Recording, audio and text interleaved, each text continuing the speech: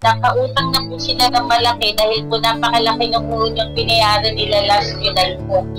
Kaya ngayon po, nilipat po namin sa heart center po para po makahingi kami ng mga tulong. Makakausap rin natin ngayon sa kabilang linya naman si Angeline Villamor. Humingi siya ng tulong para sa kanyang tatay-tatayan na si Domingo Mangulit na may iniindang sakit sa puso. Magandang hapon sa iyo, Angeline. Magandang hapon po. Kumusta ang kalagayan ngayon ni Tatay Domingo? Po, nasa bahay po siya. Naghihintay lang po, mapaschedule po siya ng operasyon. Nangangalan pa po kasi kami ng mga tulong para po ma-go na namin po siya sa heart center po. Kaano-ano mo po si tatay?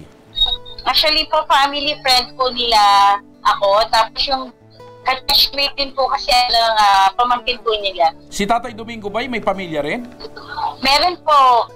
Si nanay po kasi nagte-therapy na rin po. Tapos yung isang anak niya po, siya na po yung nagbabantay sa kanila din sa bahay. Tapos yung mga apo lang po. Ayun. So, yung anak niyang isa nagbabantay sa kayong mga apo. Kaya kayo ngayon yung naglalakad para matulungan siya sa kanyang gamutan. Opo. Yung bang pamilya niya, yung mga anak niya ba may hanap buhay din? Kasi, siyempre, may gastusin yan. Lalo na yung pang-araw-araw. Meron po, kaya lang po, last July po kasi, biglaan po yung pag-opera sa kanya. Bali, nagpa-check up po sila sa isang private hospital po sa Manila po. Hindi na po sila pinalabas kasi kailangan niya na po na para malagyan yung battery yung puso po niya. So, yan po yung sitwasyon na yan po yung inilapit nyo dyan ngayon sa Congress, sa Bicol. Opo, kasi po napakalaki po ng nakautang na po sila ng malaki dahil po napakalaki ng unang binayaran nila last July po. Kaya ngayon po, nilipat po namin sa heart center po para po makahingi kami ng mga tulong sa mga mababait natin mga kababayan na nagbibigay talaga po ng tulong para sa mga nangangailangan. Eto, Nanay Angeline, makinig kayo para mabigyang solusyon ang alalahan ninyo. Kasama pa natin dyan at katabi pa rin natin dyan si Karudi. Karudi, magandang hapon po uli. Magandang hapon po uli.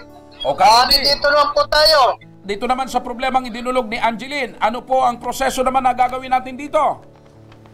Ito po ay dumulog na sa atin to rito. Hindi kailangan talagang tulungan po natin. At ito po ay sinabi kagad sa akin ng ating Congressman Elizalde ko at Congjel, huwag mong pababayaan yan, tulungan mo agad. Ora mismo, pinagawa ko agad ng guarantee letter.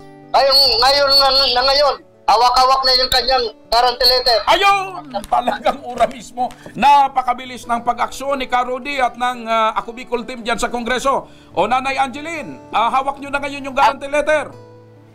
Opo.